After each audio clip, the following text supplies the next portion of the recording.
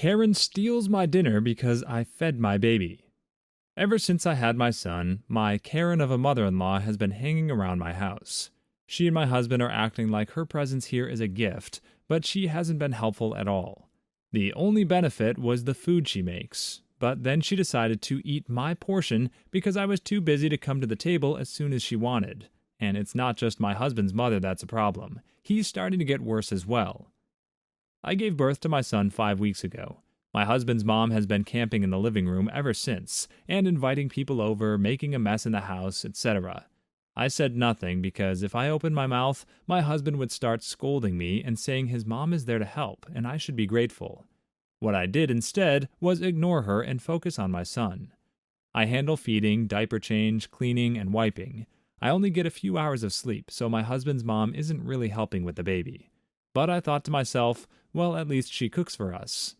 Last night, I was in the bedroom feeding my son. I knew I was late for dinner, but I thought that my husband and his mom saved a plate for me.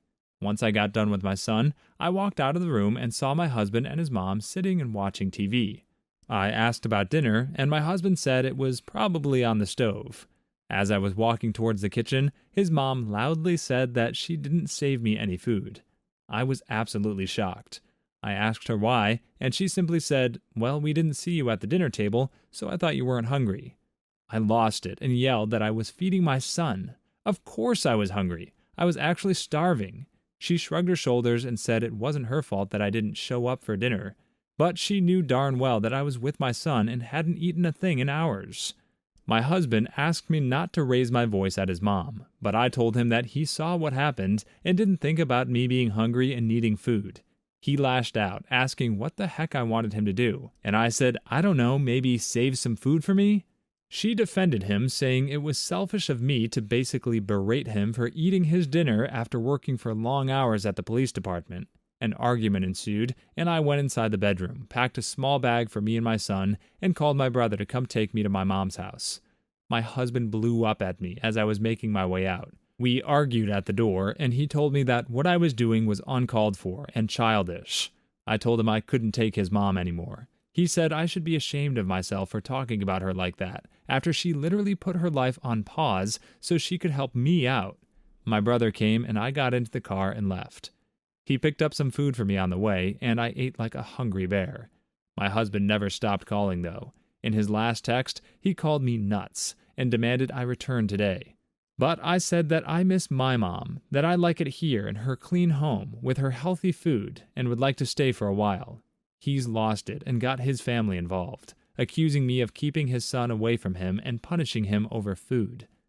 Edit, to those who are saying that I'm keeping my husband away from my son, I promise you that he has full access to him, but chooses not to come over simply because he hates my mom and refuses to be with her in the same room. How long am I going to stay here, you ask? There's no telling, but at least I'm being pampered and treated like a princess by my mom, dad, and brothers. Heck, I couldn't get this treatment in my own home. As for my husband, he can come over to my mom's house if he wants to see his son so badly, but I doubt he'll do it since he's a very prideful person, and this might hurt his ego. Edit 2. Okay, I felt sorry for him and decided to send him a couple of pictures that I took of our son sleeping. And what was his response? A long wall of text berating me left and right and claiming that I was rubbing it in his face that he can't come see his son because of you-know-what. He called me the B word, which he never did until now, and I'm shaken. I'm so mad right now because I really thought I was doing something nice and considerate after having sympathy for him. I've decided to get the rest of my stuff tomorrow because I need more time and space to be able to think about what he's done and said. I feel terrible right now, but at least I got dinner for tonight, unlike when I was at my own home when his mom first came. Edit 3. Oh my god, I can't even find a place to start with this. So he just sent me a picture of him and his mom cooking dinner in the kitchen, saying that he was repaying me for the pictures I sent earlier, and that they were making dinner and they were not including me for real this time. I'm literally laughing. Seriously, what is this? I'm truly speechless. I haven't responded to this yet, and I don't think I will because I'm so angry right now and may just regret the words that I say to him. I'm going to put the phone on silent or something for now because I don't want them to ruin yet another night. But tomorrow I'm going to collect more of mine and my son's stuff so I can stay longer at my mom's house. Edit 4. God, I can't believe I'm back on here, but he just sent me a text saying he's only willing to come over if I can get my mom out of the house tomorrow. Like, literally have her leave her own house. He said it's just for 2 hours, so he can see his son and also talk. He doesn't even know I'm coming over tomorrow to pick up more stuff for me and the baby. I'm freaking out. Like, absolutely no, not happening. I wouldn't dream of telling my mom to leave her own house. That's a crazy out-of-line request. I'm not sure whether to respond or what I should say to him, but I'll try to get some sleep and then see how it goes in the morning. I'm too tired to do anything right now. I mean, absolutely no disrespect to this original poster, but it's alarming that she's checking in with Reddit after every response her husband sends. That's a sure sign that you need to work on building a more reliable support system. The other alarming detail only makes sense if you know how this subreddit works. To have your story posted, you have to message their judgment bot with a plausible reason you might be the jerk in your situation. Her response was that she visited her mom without her husband's approval. One does not need approval from anybody to visit their own mother. I suspect this relationship has been unhealthy for some time. As for whether OP is justified, that's trickier than it sounds. She's definitely justified for being angry at her husband and mother-in-law for not saving her food. It could be abusive, which many will assume because he's a cop. It could also just be careless, but it's wrong either way. However, it's not explicitly stated that this has happened before. It does sound like she hates her mother-in-law, and that much has been an ongoing issue. But if her husband thinks she just blew up over this one thing and took his son away over it, I can see where he'd be confused. He still shouldn't be cursing at her, nor should he be asking her mother to leave her own house. In the text exchanges between them, it sounds like they've both been petty and rubbing things in each other's faces.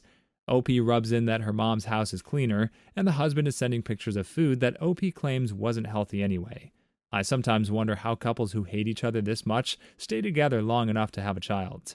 What do you think? Did OP's reaction go overboard? Was there another way to handle it? Let us know in the comments what you would have done in this situation. Sneaky Kevin proposes to my sister at my wedding. For a little backstory, I'm the youngest of 3 with an older sister, Mary, and an older brother. 3 years ago, in 2019, me and my husband got married. We got married in our local church and booked a luxury reception for afterward. We were both super excited about it, as it was often fully booked, and we got one of the last slots available. It all started at one of our family dinners. Mary's boyfriend Joseph pulled me aside and asked if he could propose to Mary at my wedding reception. From the top, I knew I didn't want anyone to take the spotlight from me and my husband, so I denied his request. Joseph was disappointed, but understood and didn't bring it up again. Later that day, I spoke to my husband, and he agreed with me on not wanting him to propose. Skip to a week before the big day. I went to Mary's house to talk to her about the wedding prep. Looking back, Joseph seemed very interested in our conversation. We got onto the topic of the fancy reception that I had booked. Joseph kept asking questions all about it. He requested a look around before the big day, so I gave him the address and didn't think anything more of it. He went the next day and afterward texted me, which he never does, saying, "It's perfect for the big moments." This struck me as odd, but I brushed it off and assumed he meant the speeches, the first dance, etc. I had more important things to worry about, so I didn't think twice about it. Finally, the big day came. The ceremony was perfect, and everyone was buzzing for the beautiful evening to come. We arrived at the reception, and it was decked out. Fairy lights lined the roof, and big curtains draped over the windows. The atmosphere was exactly what I had hoped for. We got straight to the traditional speeches, cake cutting, and first dance. The night was going amazingly. Me and my husband then snuck out for a golden hour photo shoot on the gorgeous balcony. When we got back to the main party, I noticed a commotion. People gathered around the dance floor as Mary and Joseph were dancing. Then the music cut out, and Joseph reached into his pocket, took out a small box, and got down on one knee. I burst through the crowd, grabbed the ring box, and marched to the door, followed by my husband, Joseph, and Mary. I stood at the door and announced to Joseph, "You asked me if you could do this, and I said no. No one ruins our day." I then grabbed my husband's waist and pulled him close. I opened the door and said, "If you can't follow one simple request, then you can't stay here. Leave." I held out the box as he grabbed it and stormed out. Mary followed behind. My mother called me a jerk for kicking them out over something so small, whereas my older brother totally understood why I did it, along with my husband. So am I the jerk? This OP just casually brushes off a lot of really suspicious behaviors by the man who said he wanted to propose at her wedding. What gets me, though, is the exact manner in which his proposal goes down. Everyone in the crowd was watching Mary and Joseph dance together. That's odd. That usually only happens with the bride and groom. Unless Mary and Joseph were breakdancing, which is the only way the scenario makes sense. Also, the music stopped just as he was ready to go down on one knee. Would a wedding band who knows how weddings work and doesn't want to ruin their reputation really go along with Joseph's plan in the way it seems they did? I can't see that happening unless the bride and groom had signed off on it. Going against OP's wishes was wrong of Joseph, so maybe OP is not the jerk. I will say, however, that any damage on Joseph's part was already done at that point. So kicking him and OP's own sister out probably hurt the guests' opinions of the wedding far more than the proposal did at that point. Also, OP says in the comments that she later announced her pregnancy at Mary's wedding as payback. She tries to backpedal and say it was an accident when she gets flack for that, but I'm not buying it. So on those grounds alone, yes, OP actually is a jerk. What Joseph did wasn't Mary's fault. Taking Mary down with him isn't karma, it's just being a bad sister. That's assuming this happened in the first place. I don't usually go this far to pursue a point like this, but let's take a look at one of OP's other stories, and you can decide how much you want to trust her. If you made it this far in the video, consider liking and subscribing for more videos coming. I vacuumed up my father-in-law and replaced him with SOOT. I married my husband 3 years ago. Soon after we got married, his beloved father passed. He was loved by everyone, such a kind soul. We all miss him now. My husband decided on a cremation for him, as that was what he wanted. We spread half the ashes around sentimental places, but the other half was sorted in an urn kept on the hallway table. About 1 year ago, I was rushing out of the house to work. My bag was on my shoulder. I turned quickly to grab my coat off the bottom of the stairs, and it hit the urn. It knocked over, but it didn't break. I tried to quickly turn the fan off, but hit the wrong button, and the ashes flew everywhere. In a panic, I gathered all I could. But the urn was much emptier. I knew my husband would notice, as he moves the urn to a new place every month or so. Thus, it was only a matter of time.